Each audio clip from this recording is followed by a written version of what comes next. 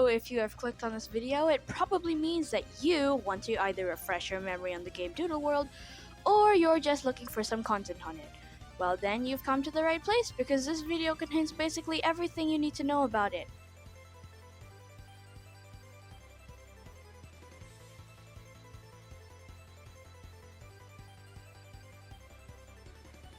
This is going to be an in-depth report on the main lore. No help requests unless they directly tie into the story at hand. Sorry Lewis Club fans, you have to wait for Icy Ridge. Now, this video is divided by each key and the story behind it, and after each key I'll be doing a section where I explain my personal opinions on what's happened so far. Quick side note here, keys 1 to 2 have cruddy graphics because I recorded it with the built-in recorder on Roblox. I switched to OBS for the rest of the video, but this doesn't impede the flow of the video at all. Hopefully. However, without further interruptions, let us begin the detailed description of what happens in Doodle World. The story starts out as you and your mother see an advertisement for the Key Hunt, an island-wide search being started by Doodle Co., the huge company that practically runs this island, saying that whoever can obtain all the keys scattered around the island will win a large cash prize. Something which your character's mother takes great interest in, and without much consent from your character, your mother signs you up, and a month flies by as you wait blissfully unaware of the horrors ahead. As the day of the Key Hunt arrives, you walk over to the Doodle Co. laboratory in Sketchvale, your starter town, where you choose your first starter doodle from one of the 4 options from the machine. And as soon as you do, a rich kid and your first so-called rival of the game, Quincy, with his butler Reginald, walks in and demands a doodle of his own. Unfortunately for him, the machine can only be used once every 20 minutes. So instead of waiting, Quincy battles you in a doodle battle, exclaiming that whoever wins this match gets to keep the doodle that you just chose to be your starter. After you win, and subsequently rub it in his face, he storms off, and apologizing for the issue, Reginald tells you where to find the closest key, saying that the key's general area is around somewhere called Graphite Lodge. He then leaves to catch up to Quincy, and you finally start your journey to win this competition. As you walk through Route 1 and Route 2 uneventfully to get to Lakewood, the next town over, you get bumped into by a fox mask wearing girl named Inari, a shinobi from a group called the Shadow Clan.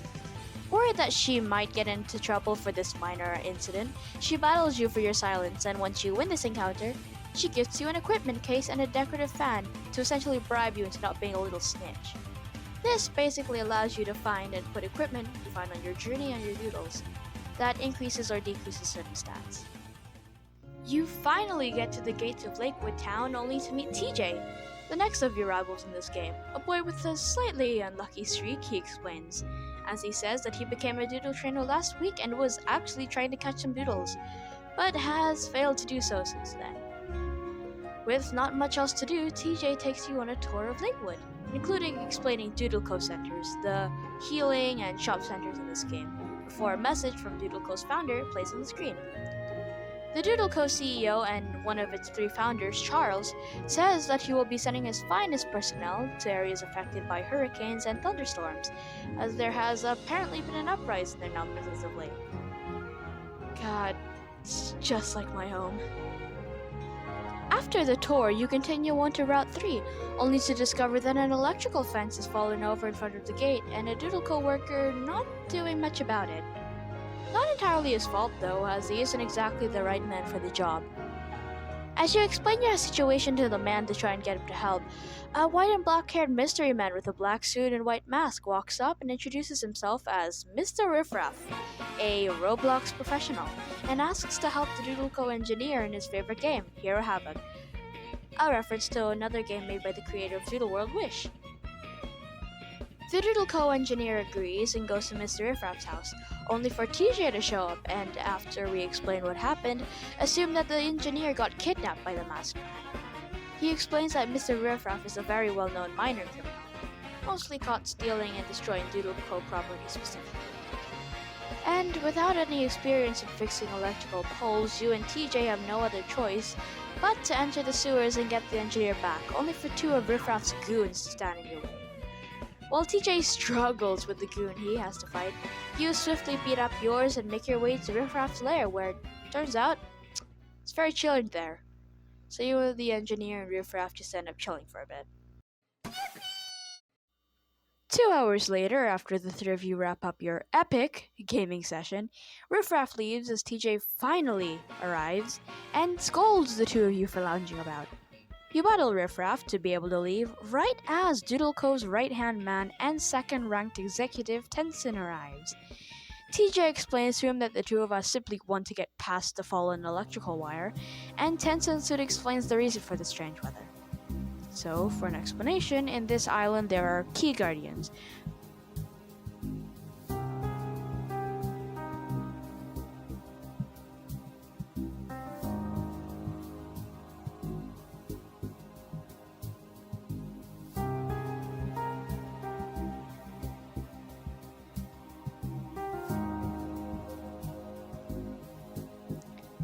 Then we cut the camera over to Mr. Riffraff and get a short scene that explains two things. One, he has some kind of prophetic dream from an unknown source and knows that Tenson will use his Doodle Regeron to clear the debris that will trigger the next disaster. And two, he desperately wants to know who and what unknown source is sending him these visions, even if it kills him. You know what? Good for him, I suppose. Cutting back to the story, Tenson says that fixing this will be easy and gets upset and says Portia doesn't know how to do her job correctly and tells his Doodle Regeron to clear the debris. Unfortunately, Regeron also has a tendency to cover everything within a 50-mile radius in pure darkness, so we don't actually get a clear view of what it looks like Tenson can because he has special 420/20 glasses. But there are some images on the wiki. After the debris is cleared, you head on to Route 4, only to get bombarded by a person with pink hair teleporting in from nowhere. She introduces herself as the Portia Tenson was yapping about and leader of the Quincy fan club. She dislikes how you treated Quincy back at Sketchville, so she decides to fight you as revenge. Once you beat her, she concedes and allows you to be friends with Quincy, then teleports away to catch up to his private jet. Strange, but I guess if you have an ice cream cone for a hat, you can basically do anything. Oh yeah, Riffraff is there with his goons. I'm sure that means absolutely nothing. After you finally make your way to Graphite Lodge, you and TJ almost immediately start butting heads with a few Graphite Lodge locals, who don't seem to fancy outsiders very much. You almost even begin to square up before Cassidy, the mayor's daughter, gets between the four of you and tells them to knock it off, before apologizing and explaining that some person named Craig is responsible for all this. See, in Graphite Lodge, it's customary to pick a sheriff to help run the town, and a few years ago, Cassidy's father chose Craig. Now, originally, this worked out fairly well, up until a month ago when the key hunt began. As soon as it began, apparently Craig's been way more malicious than he's ever been, and if left to his own devices, he'll eventually end up running the town. Or at least that's what Cassidy says. Cass then bribes the two of us to meet the mayor by saying she knows the general location of the Key Guardian. Once meeting the mayor, he suggests doing a help request to show the townspeople that outsiders really aren't that bad. TJ does note that he once asked Doodleco to build one in Lakewood, but they were fairly adamant against it. And the mayor states something similar happened when Cassidy asked to build one in Graphite Lodge, with the Doodleco guy flipping out. The mayor didn't really care, so one was built anyways. The three of you get over to the help center, and while TJ gets hired to find an old lady's sewing needle in a haystack, you get assigned to help Alice, another girl from the town, get her doodles back from some bullies. It's a pretty straightforward mission. You help her beat up some people, yada yada yada. Once you complete the quest, you go to the crossroads with Cassidy, since TJ is still being held up with the needle in a haystack quest. Pour one out for him, guys. We then see Craig, aka Shady McShadypants, talking to himself, confused as to why Male Zuri isn't showing up, when we see Cassidy confronting Craig. Craig brushes her off and says that this plan was put into motion weeks ago, and that he bought the opal orb from one of the Shadow Clan's retainers. And once Male Zuri does appear, he'll capture it with a gold capsule that I guess he stole from the convenience store?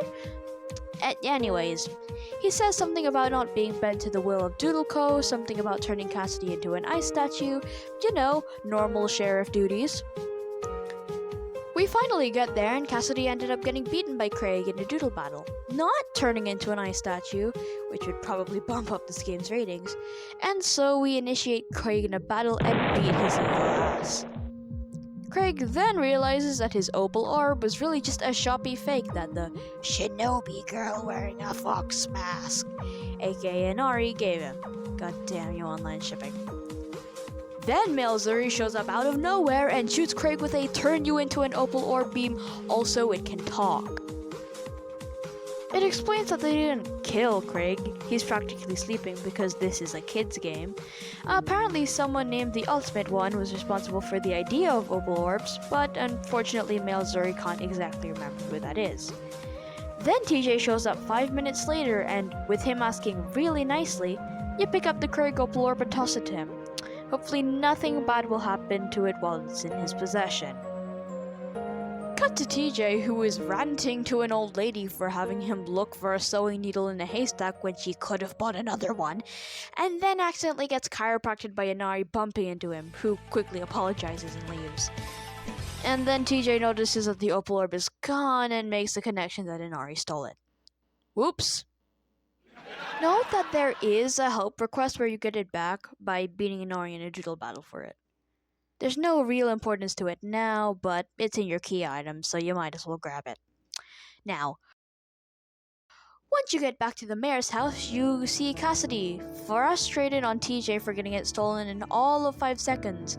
Before the mayor explains to finally get access to Graphite Lodge, you'll have to battle Cassidy, because this is a Pokemon-esque game. Once you beat her, you have to wait for TJ for a while. I mean 2 hours.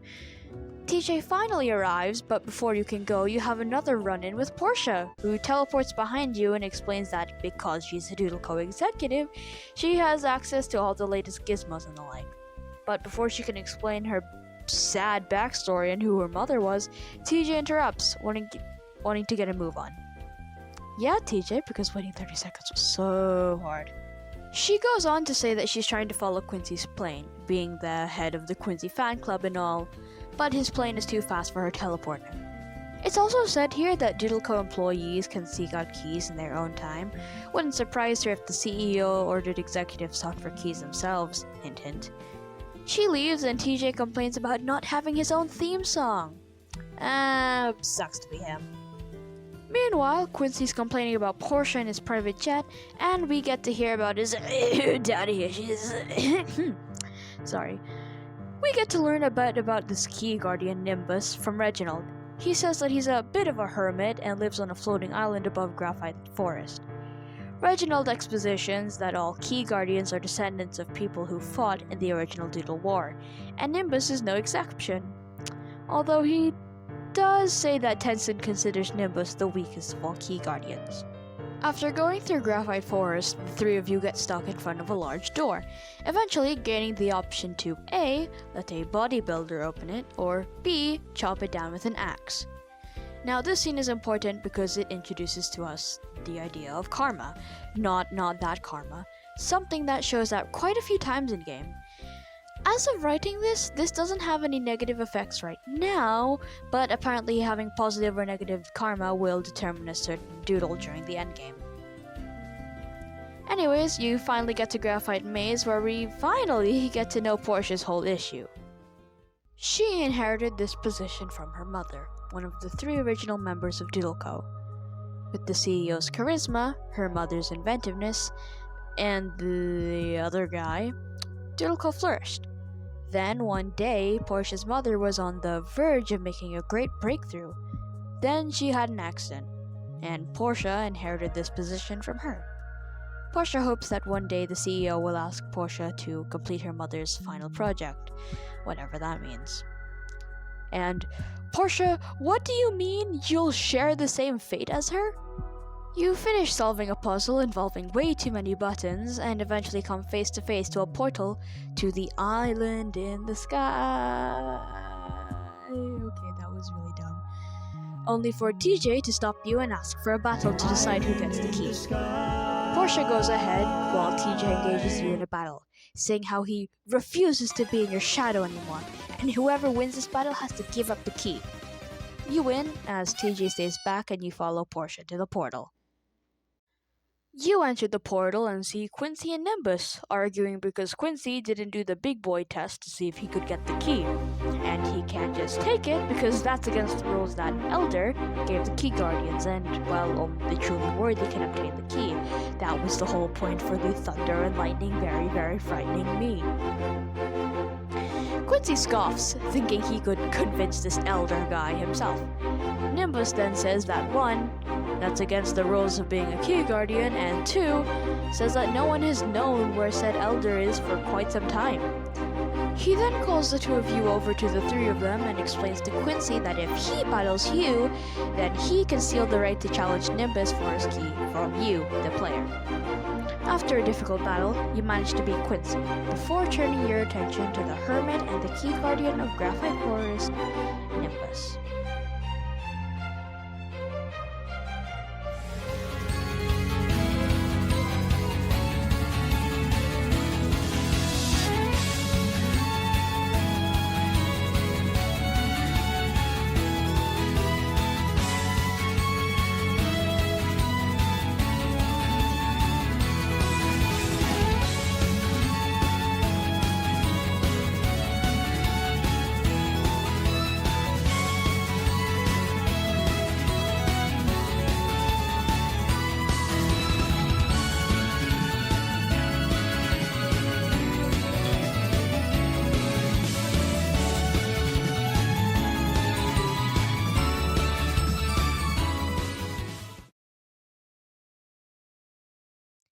After a fairly arduous battle, you finally obtain the Thunderstorm Key, only for his attempts to direct you on where to go being interrupted by something akin to an earthquake.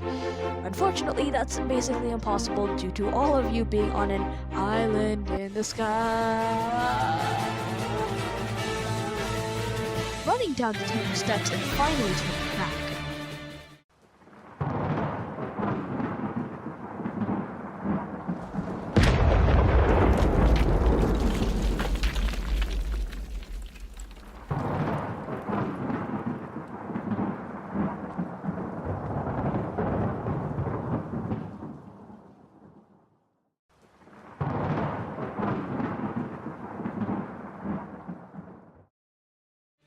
As Nimbus remarks that he must have misplaced it, the strange man seems unfazed, instead sending out Kronos, the Doodle of Time, to threaten them. Shocking Nimbus, as only the Elder is supposed to have it. Well, for now, let's just say he was really convincing. The strange man, demanding the key and now with the ability to use force, Nimbus says to the others that they should use the plane to escape, only for this person to use his boy Doodle Kronos to blow it to bits. Quincy quietly remarks to Portia that she should be using a teleportation device, and she quickly does, not before saying to the others that they should all meet up in Graphite Lodge. As they leave, the man remarks that they have all the time left in the world. My feelings on this part of the game so far are definitely mixed to good for the most part. It does feel the longest and feels like a huge walking simulator for the most part. Not to mention the encounters really add to how monotonous some of this section is, really gets to me. The story is fine at this point, still setting up the world and characters, and I'm fine with that. But unfortunately, I really do think that Nimbus as a character suffers from it the most to me. He's just some hermit, and beyond what Reginald says, we don't get a good grasp on his personality. Not to say I don't like the game, of course, the characters we see the most so far are incredibly entertaining to me. Maybe a bit one-dimensional, but this is only the first key, so it doesn't really affect anything that much. In my opinion, this is a really solid start to the game. If I was rating this based on a tier list, I'd probably rate it around a mid-C to high B tier. Definitely a good introduction to the game, but there were just so many routes, and not to mention the whole Graphite Lodge thing really makes this whole part of the game blend into my head most of the time.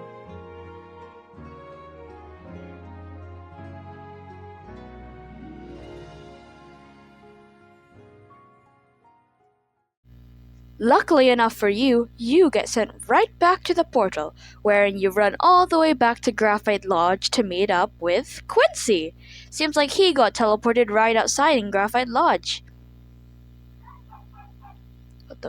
Yo, that's a dog. That's a dog. Quincy then remarks that only you two were the ones teleported to this general location, with Reginald all the way in some place called Ambassa City, and Nimbus and Portia who knows where. He then starts complaining, again, about not knowing the location of the next key when Mr. Riffraff teleports in, much to Quincy's shock, who says that only 2 teleporting devices were ever made. Riffraff doesn't explain how he has the ability to teleport, but he does say 2 things. Under no circumstances should the masked temple exploder get any of the keys, and 2, the second key is in Von Sweetsville, under the watch of the factory owner, Von Sweets. Quincy and you are about to be teleported when he demands that, as punishment for stealing the first key, we aren't to be teleported with him. Sadly for us, and our legs, Riffraff agrees, saying the trip could be character building, and the 2 of them disappear off to skip the long walk. After some filler in a water-filled route, you make your way past Route 5 to the entrance of Von Sweetsville, and walk over to a group of protesters, overhearing them say that the factory, strangely, hasn't had a visitor in over 3 years. After entering, you meet up with Quincy, again, who exclaims that, with a protest going on near the factory gate, he can't enter on his own, and begrudgingly asks you for help. The 2 of you head to the town's Doodle station. While entering the front doors, a blonde girl named Susie notices the 2 of you and walks up to you, and exclaims that she overheard your idea to enter the Von Sweets factory and wants to help you get into the factory so she can enter too. Her reasoning for this being that as a kid, she never liked candy, and was mocked by her peers for it. But gossip has been going around the town that a new type of candy is being made, and with a name like the Ultimate Candy, she just wanted to taste it to see if she liked it. Susie elaborates and says she teamed up with someone else who wants to get the key from Von Sweets, and says that she and him have devised a plan to get in to find the next key. And so you and Quincy head into the help center only to find TJ, who is less than happy to see you. He explains his brilliant plan, which includes dressing up in an employee uniform and sneaking into the building.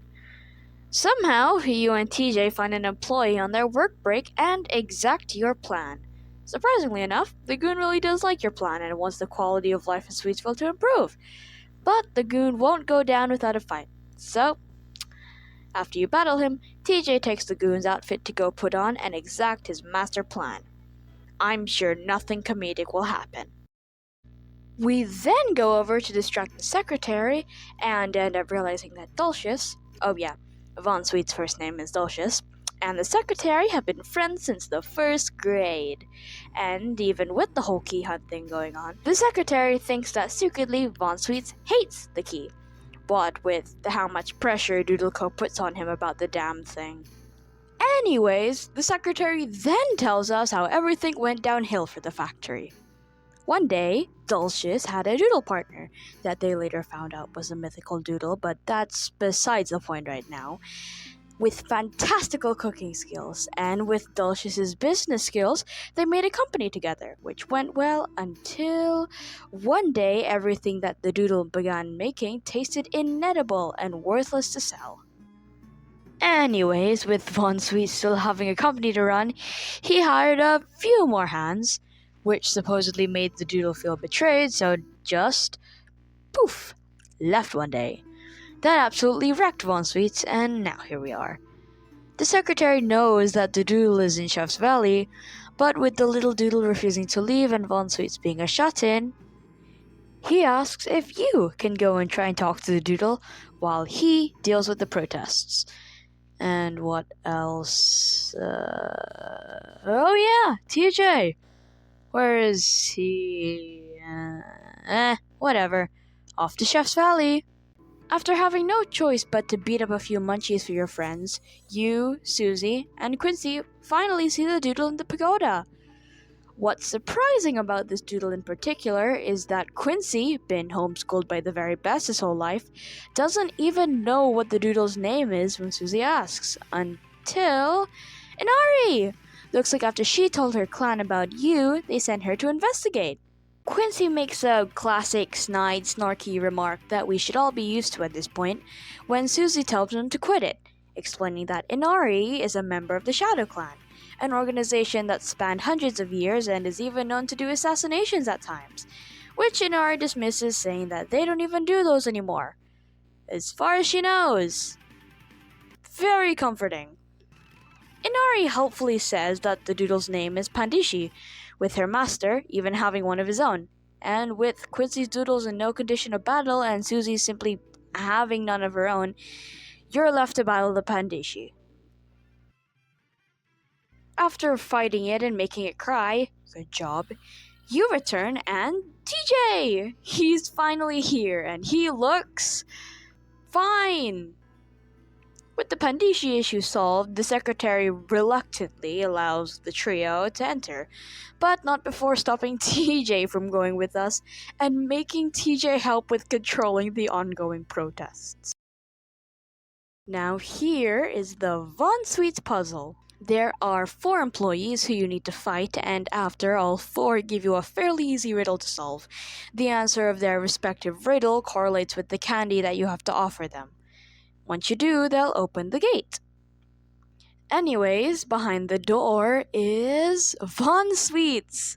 I don't think you can see this, but everything points to him being sad, very sad. He gets straight to the point, saying that he never wanted the key, admitting to you that even before the whole key hunt, Doodle Co had been pestering him to hand them his key. He then goes over to say that if you can beat him in a doodle battle, he'll happily hand over the key. Before you do, though, Susie goes ahead and asks about the ultimate candy. To Susie's absolute horror, turns out it was just a terrible ad ploy and nothing really came of it. Aw, man.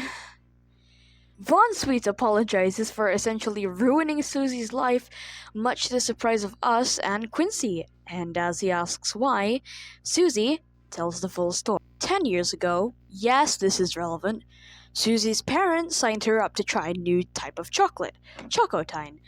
Okay, please follow. So basically, after a massive fuck up, the chocolate absolutely destroyed her taste buds, causing her to lose her sense of taste. Susie, after hearing this, is heartbroken at the revelation that everything she tried to achieve was just a shitty ad ploy and runs away, leaving Von Sweets feeling guilty and even more emotionally damaged. So, without much else stopping the two of you, you fight Von Sweets.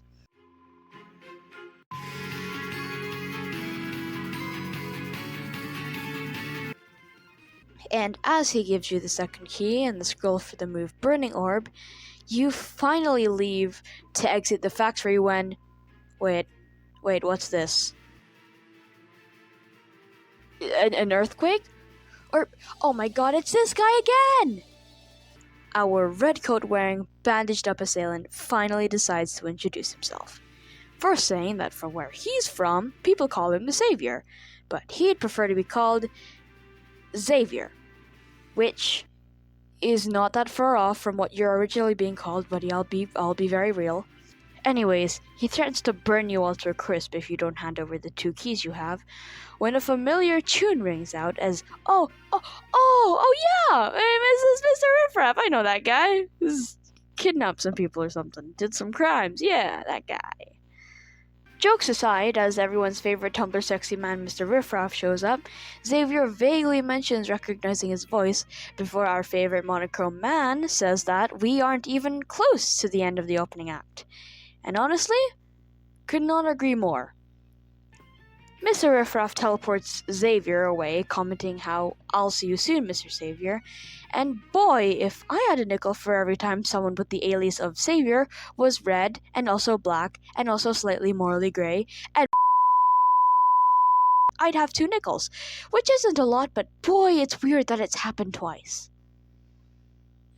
Sorry, that was a reference.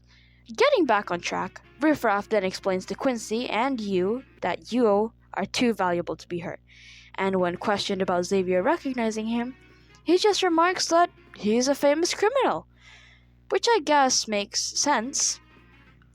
Riffraff then helps Von Sweets and Pandishi reunite by teleporting Dulcius to Pandishi in the middle of the wilderness for some reason. Also, apparently Von Sweets doesn't get a cutscene here because his model is so buggy it just glitches. And to be fair, they're right. Leaving the factory, we get another cutscene of Riffraff and Xavier. When Riffraff remarks about their goals being quite similar to each other, Xavier finally recognizes him as probably the most disgraced Doodle employee, to which, surprisingly, Riffraff breaks the fourth wall to mention that someone is listening in on them. Someone not of this world.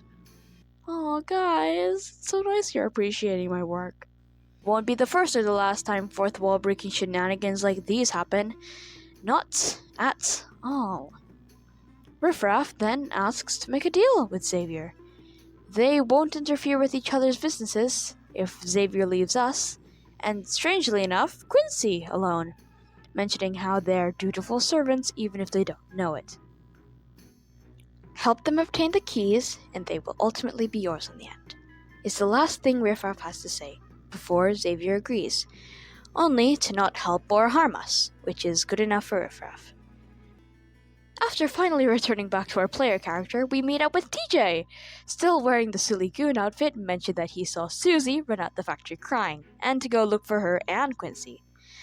As you leave and enter the Doodle station, Quincy decides to try and battle you for the key, which goes about as well as you'd expect. Things happen, which basically means I sadly don't have any footage,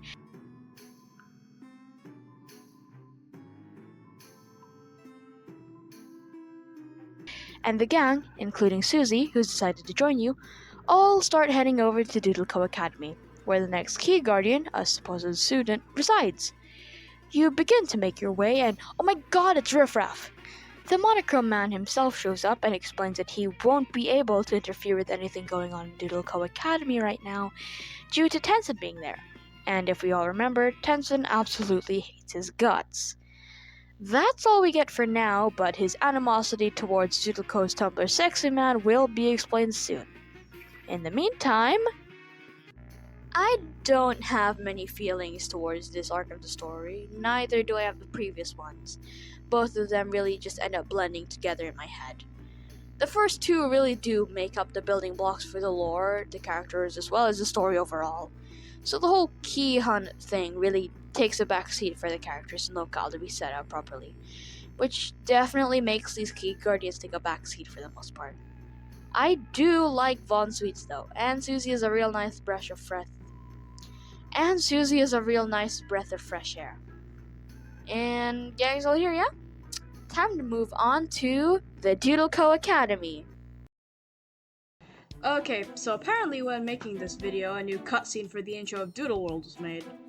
Yeah, alright, I'll recap that quickly, and then we'll get on to Doodle Academy. Now, going back to when you load a new game, before playing Doodle World, an unknown voice with blue text speaks to us, talking about how their world trembles on the edge of erasure, and shows us, the player, a vision of the past in order to hopefully combat the future or whatever. We get a flashback of around 13 years ago to a white laboratory with blinking monitors, with 3 people inside the room. A CEO, a lead scientist, and an assistant. Now you might be familiar with 2 of these 3 people already. The CEO obviously being Charles, the present Doodle CEO. The next in a very familiar black and white lab coat, and the third we'll get to in the Oasis segment. The 3 seem to be running some sort of test on a Pliplo in a capsule, calling this the first test. The machine powers up and the Doodle's conditions are said to be stable. Now, things take a turn as the assistant mentions unusual readings on the monitor, but it's said to be nothing too dangerous, and the CEO even suggests turning the power. The energy goes from 15.5 to 25.5, and just like any good sci-fi movie, you can tell when things are going horribly wrong when the Pliplo starts contorting and turning red.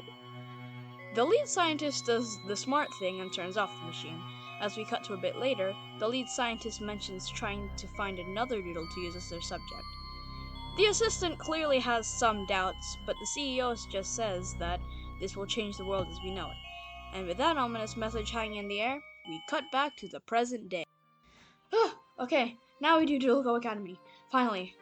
And as soon as you even step foot onto Route 6, you see that Quincy's already gone into a fight, awesome, with a punk rock girl who asks for your opinions on Doodle Co. Answer her yes or no, it doesn't really matter, as she claims you're cooler than the rest, introduces herself as Erica, and tells you to meet her in the gymnasium after her club. Once you pass through some very dangerous cliffsides, you make your way to the acclaimed Doodle Co Academy. But as you enter the gymnasium to meet up with Erica, you see who else but Tenson. He recognizes you from way back, and unfortunately he hasn't seen Erica, though he does know that she is supposedly one of the strongest trainers in this academy. Then he takes a phone call for a minute and explains that because Quincy's bodyguard Reginald got flung to the other side of the island and he's alone in the campus, he started to get harassed by some random students. He sends you to help as he's busy with business matters, or I don't know.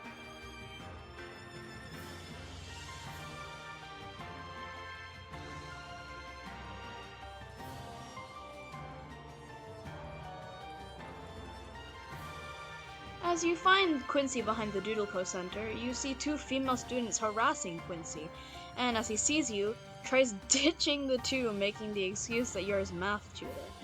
Unfortunately, this excuse isn't super effective as the two girls start bullying him for wanting personal space, and things escalate enough for you to step in as they start mocking him, calling him Doodle Co Jr. Also, Quincy says usually Reginald battles people at this point, which implies that this happens a lot, which, man, if my greatest nickname in life was nothing but a fake-ass title, I'd be upset too. So naturally, I wipe the floor with these dorks, and you and Quincy head over to the student council, where TJ is. And this is single-handedly the most important line in the game, to me, of course. Anyways, while Susie's gotten bored from searching for the key, and Quincy's gotten nothing but harassed, TJ did the smart thing and asked the student council president. And as we talked to her alongside TJ when asked about the key guardian, she just calls it nothing but a rumor. Then all of a sudden a huge earthquake hits, much like the one back with Nimbus, and as it rolls over, the president explains that 18 or 19 years ago, Doodle Co accidentally built the academy on the hunting grounds of Chillintel, a legendary doodle who started attacking the students, the cars, attacking basically anything. That is, until it attacked a cargo ship full of gold and gems, and after damaging nothing else but stealing the jewels inside, Doodle Co realized that Chillintel could be quelled by giving it valuable objects and the like. Then Erica busts in and tells you to head over to the cafeteria. So with everyone there, apart from Susie who'd prefer to read, Erica explains to everyone currently there that she found Chillintel's offerings in the arid mines ransacked, and to notify Tenson, who was only at the academy to offer the jewels and gems for this year. And to sweeten the deal on this, she says that she'll tell the name of this area's key guardian once you help fix this, and to rendezvous with the help center once you're done. The four of you decide to split up to cover more ground quicker, with you going to the gymnasium. Entering it, you find, Xavier! Looks like he has something to do with this issue, boasting about how he's taken control of Chillintel through promising to give it the treasure that he stole from Doodle Co. Without much time to breathe from this revelation, he sends Chillintel to attack you, and with the Doodle's minds only set on the offerings, it attacks, going into a rampage until you manage to beat the Doodle in a battle. And from this line of dialogue, it can apparently fly. Kind of a strange thing to say or do when there's a front door, but I digress. Xavier does remark on how you can basically beat anything that comes your way, and he leaves. As he exits through the main door, you run into Tenson again. After explaining what happened, he remarks about blaming the Academy and Cortez later, and when you ask about Xavier, he continues by saying that having an issue means that maybe you just aren't cut out for the competition, before leaving as he's on a busy schedule. After notifying Tenson about the thief, you go to the help center and decide to wait. And wait. And wait. And evidently, waiting is not one of our strong suits, as our player literally starts doing odd chores around the place to keep their hands busy. one doodle battle in the help center to pass the time and getting permission to enter the yard mines later, Quincy, Erica, and TJ finally arrive, all having gotten permission from the student council president. Erica mentions that she already contacted the third key guardian in case anything gets out of hand, having been caught up with Xavier and Kronos and hoping that their sheer numbers can beat them. Entering the yard mines, you have to solve a puzzle to enter the vault, as a local potank are known for moving around the pots.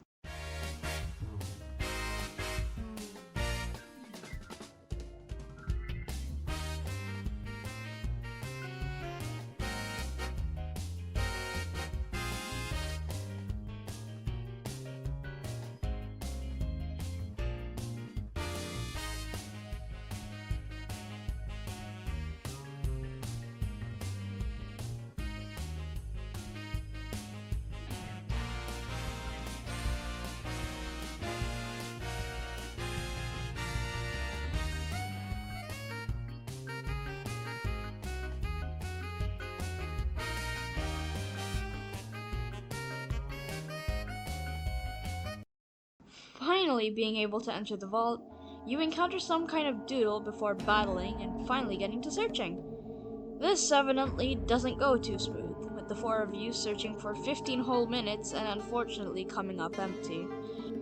TJ starts contemplating simply leaving, or better yet, taking some of the gold, which Erica scolds him for, as Quincy brags about how this isn't even half of his allowance. Okay, Byakuya.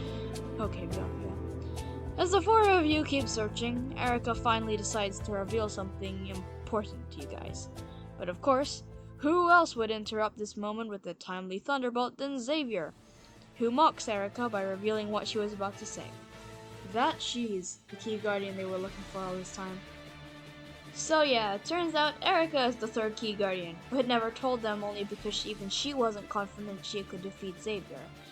As he starts boasting about their past attempts and how utterly futile it is to attempt anything. TJ remarks that we don't have Portia or Mr. Riffraff to teleport them out this time, so none of that get out of jail free card for us. Then Xavier freaks the hell out. Why? Because Xavier's never seen TJ before, in any timeline. Literally ever. This means that TJ is essentially some form of anomaly to Xavier, which means that now that TJ is a leading player in all this, whatever Xavier knew of the timeline has forever been changed because of TJ's influence. AKA, Xavier has no idea what happens in this timeline. As TJ and subsequently us are still reeling from the implications of this, Xavier's decided that the only way to solve this issue is to end TJ's part in the story. Permanently.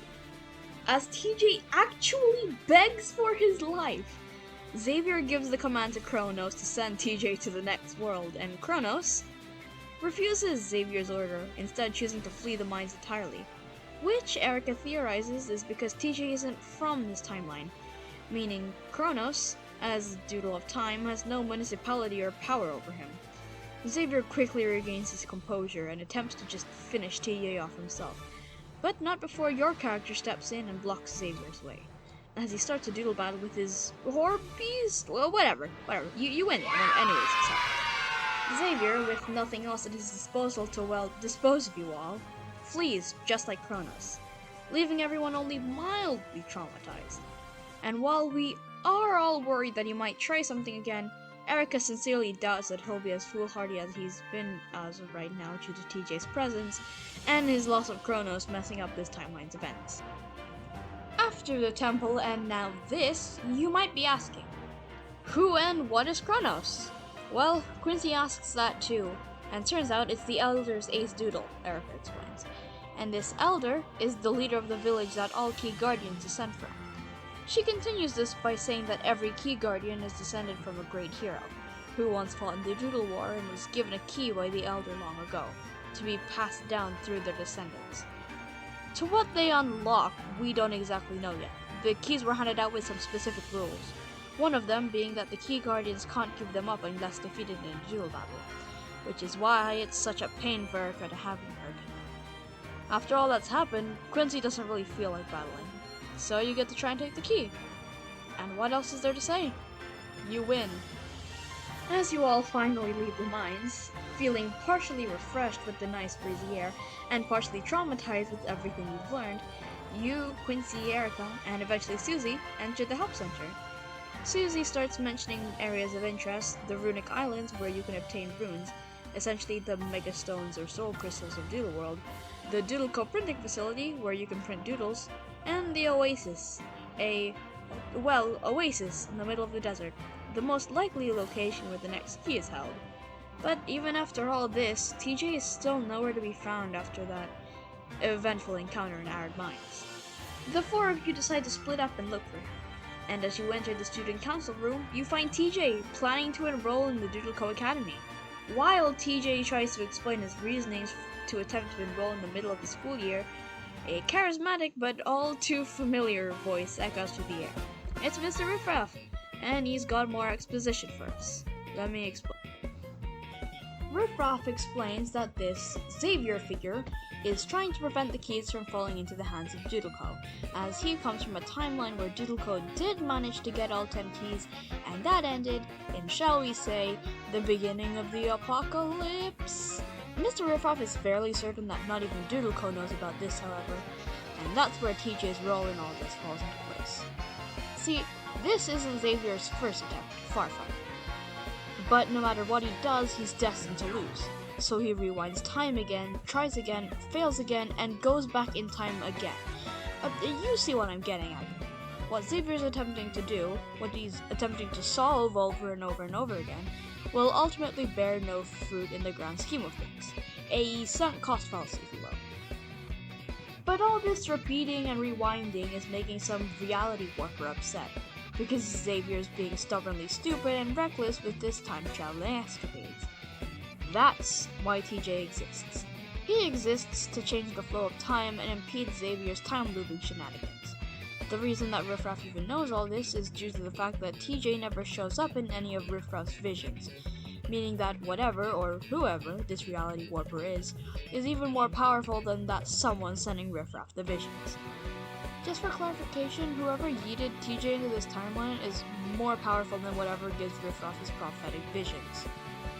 Before we can garner more information from this conversation, Erica shows up and immediately recognizes Riffraff as one of the 3 original members of DoodleCo, before turning her attention to us and TJ, telling us that Susie and Quincy are already on Route 7, en route to the Oasis. Riffraff finally decides to take his leave, but not without describing the Oasis's key guardian as a despicable human being. And with this, you leave the sunny environment of daily to deadly school life to return to the key hunt. To Route 7 we go! Okay, my opinion, I really like this Keys arc much better than the last 2. It felt very refreshing and interesting, especially with Erica helping us, which fixes my previous issue of Key Guardians not having much agency in the story, and I really like it! This Keys arc was also very fun because of how juicy it is in terms of knowledge. I mean, first with Von Sweets wanting to be rid of the key and Erica seeming to stay for the hunt in its entirety, we're starting to see a bit of a pattern here. Thinking about this arc, it felt a lot shorter than the last, but the school really does feel much bigger than Von Sweetsville, which helps in dealing with that kinda claustrophobic feeling I was feeling in the first few locations, being small areas surrounded by mountains. I really like the environment this time around, especially the scenic view, which also helps in making this area feel much open. Well, that's all I can reasonably really push myself to make right now, and since school's starting up, I'll have to be chipping away at the Oasis segment, but since that's... Shit, what do you mean it's 40 minutes long? Yeah, no, this'll take a while. Oops. Anyways, if you even bothered to stick around this long, thank you from the bottom of my heart. This originally started as some weird passion project in between Icy Ridge Parts 1 and 2, and honestly, even if it's taken me ages to get here, I still feel really accomplished by even making this. It still feels very messy to me, and I've never made something like this before, so I'm pretty proud of myself. Anyway, thank you so much for watching. I may be doing something Lumi and Legacy redesign related in the future before getting to part 4 of this hard recap, so yeah, please keep an eye out for that.